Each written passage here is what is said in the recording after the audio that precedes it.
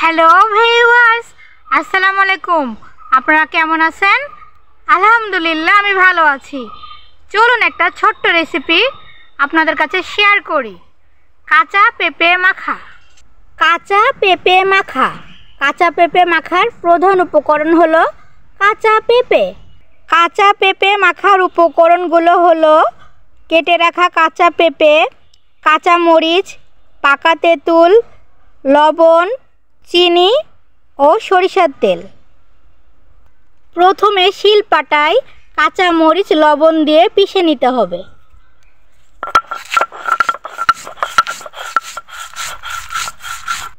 এখন শিলের সাহায্যে কাঁচা পেঁপেগুলোকে হালকা থেতো করে নিতে হবে।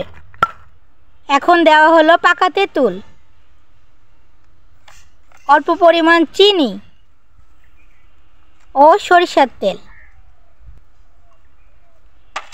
এগুলো দিয়ে হাতের সাহায্যে মেখে নিতে হবে।